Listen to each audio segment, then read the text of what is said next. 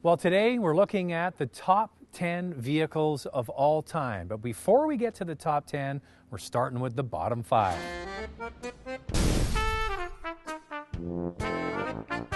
Now, Forbes and Time magazine both came out with lists of the worst vehicles of all time. So we combined those lists, and here are our 5 choices. At number 5, the Ford Bronco 2. No, not the big white one that O.J. Simpson drove in, the little one. Ford was ahead of its time with the compact SUV with this vehicle, but it had a few problems. Well, it was known for rollovers and poor build quality. It had this unfortunate design which gave it a very high center of gravity and a short wheelbase, which made it very tippy in the corners. It was built up from a Ford Ranger pickup truck platform. They discontinued the Bronco 2 and they brought out the Explorer, also known for rollovers. At number 4 is the Oldsmobile Delta 88 diesel. Now, there was nothing wrong with the Delta 88. In fact, it was a very nice car to drive in. The problem is, General Motors took one of their gas engines and made it into a diesel, and it sucked bad. A friend of mine had one of these in college. Took forever to start, took forever to warm up, and you could hear it coming about 2 blocks away. They also used these same engines in other products like Cadillac. It was a dud. So this is just one of the reasons why a lot of Americans have bad feelings towards diesels. At number 3, the Ford Pinto. You know, the Pinto, it was quite an attractive little car, very functional. The hatchback design was very useful. It really was a great little car for people who didn't have a lot of money. They didn't want to spend a lot to buy a car, and it was very thrifty and cheap to run. But it had one little problem. It would explode if it got rear-ended. Not good PR for a car company. At number 2 is the Cadillac Cimarron. Now, Zach, I have to be honest, I don't even remember this car. Well, one company would like to forget about the Cimarron, General Motors, because it typifies just how out of touch General Motors was with the buying public in the 80s. See, what they did, Lacey, was they took a very basic economy car, the Cavalier, and they junked it up with all kinds of cladding and interior modifications, and they turned a Cavalier into a Cadillac, a Cimarron, and it was an ugly Cavalier at that. Every single time General Motors wants to feel humble, they should pull out a picture of the Cimarron. And at number 1 is the AMC Pacer. Now, this car definitely gets top marks just because of how it looks. You know what? This car on its own as a vehicle wasn't that bad. Mechanically, it was pretty good. And what they decided to do for a small car was make it built around the occupant. So they designed it from the inside out, which made it very round or square and kind of bulbous. So what happened was, when the car first came out, Lacey, it was so far ahead of its time that people actually liked it. They went out and bought it. But as time went on, it got this stigma as being one of the ugliest cars on the road. And then all those sales dried up. Now, it's actually been so recognized as one of the worst cars of all times, it's actually become a collectible. And speaking of collectible, you might just happen to have one of the top 10 vehicles of all time. We'll give you our list coming up after the break.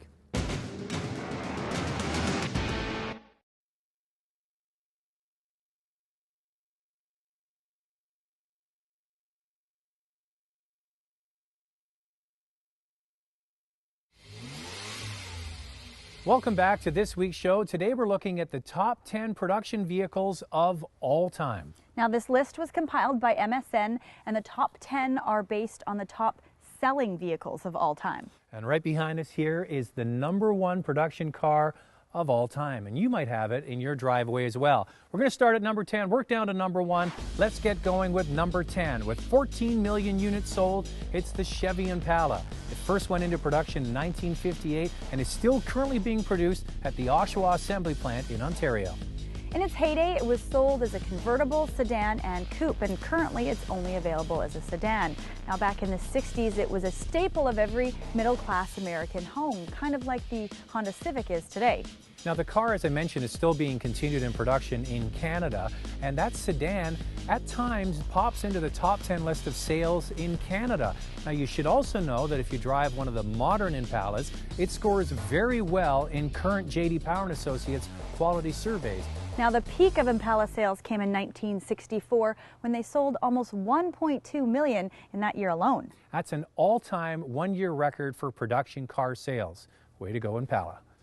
At number 9 is the Volkswagen Passat with 14.1 million units sold. Now the Volkswagen Passat, you're kind of going, huh? But you have to remember one thing. Volkswagen in Europe is #1, and the Passat is a mainstay of their sales. It first went into production in 1973 and continues into production today. It's the very first water-cooled front-wheel drive car made by Volkswagen. Now the current Passat, especially the CC, is a wonderful product. The Volkswagen quality has been improving, and the Passat is definitely a standout in their lineup. At number 8, the Honda Accord with 15.8 million units sold. It went into production in 1978 and is still being produced all around the world. The Accord epitomizes the domination by the Japanese in the North American car market back in the 80s and 90s. In fact, it actually stole sales away from a lot of the domestic products. This car has been embraced by the public for its low cost of ownership, its reliability, and its fuel efficiency. We chose it as our winner in our mid-size comparison. Another thing to note is the very first Japanese car to be built on North American soil way back in 1982. Expect more Accords to be sold worldwide as they are now being introduced into the Chinese market. At number 7, the Ford Model T with 16.5 million units sold. It was produced from 1908 to 1927. The Model T is probably the most important car of the last century. Because of the Model T, Henry Ford invented the assembly line, which actually helped to produce affordable vehicles for middle-class North Americans. Now, Henry Ford and the Model T also were the cornerstone to build up Detroit into one of the wealthiest and most industrialized cities in North America. The Model T was available in coupes, convertibles, and even pickup trucks. A lot of those manufacturing techniques that Henry Ford invented are still being used today. At number 6, with 17.7 million units sold, is the Honda Civic, and it's been in production since 1972. Now, this is no surprise to Canadians because in Canada, the Honda Civic has been the best-selling car for over 10 years because it doesn't cost a lot to buy and it's very cheap to operate. The size is perfect, and it's a good all-around car for just about anybody. The good thing is it's made here in Canada, in Alliston, Ontario, for the North American market. It's amazing to think back to those 70s Honda Civics. Sure, they were cheap to buy, but they also felt kind of cheap and they rusted out badly, especially in eastern winters. It's amazing to see how far the Civic has come in just over 30 years. At number 5 is the Ford Escort, with 20 million units being sold between 1967 and 2004.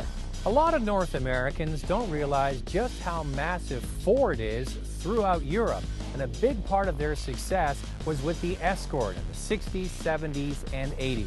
The early models of the Escort sold in Europe were rear-wheel drive. When they moved to a front-wheel drive platform and exported those vehicles to the North American market, that's when sales really took off. It was a mainstay of families looking for an inexpensive car to buy and cheap to run.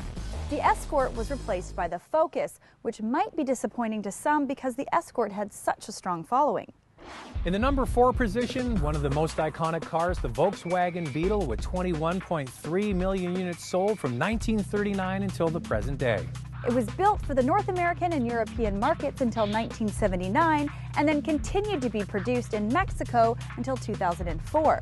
The Beetle was designed and engineered by Ferdinand Porsche. Yes, that Porsche, on Adolf Hitler's request way back in 1931.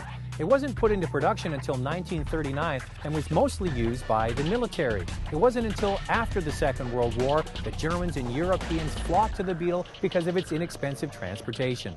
It was introduced to North America in the 1960s and was definitely an icon for that decade. And an icon for most baby boomers. At number 3 is the Volkswagen Golf. With 25 million units sold, it first came into production in 1974, and it continues to be produced today. Now, with the Volkswagen Beetle being so popular, when VW decided to come out with a small, front-engine, water-cooled car to replace it, there's no doubt that it was going to be successful.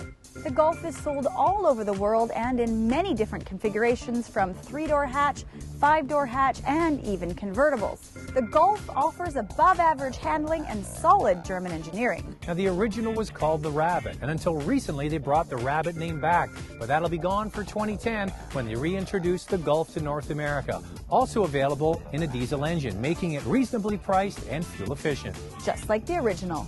Now, we're going to show you the number 1 car in a moment, but first, Number 2, the Ford F-150 with 30 million units sold from 1948 until present. For almost 30 years, the F-150 has been the best-selling vehicle overall in North America. In fact, they usually sell over 500,000 units a year. In fact, the Ford F-150 is the backbone of Ford North America. Now, the numbers are a little bit deceiving because General Motors has to split their numbers between two trucks. See, they have GMC and Chevrolet, the GMC Sierra and the Chevy Silverado, where Ford only has one truck, the F-150.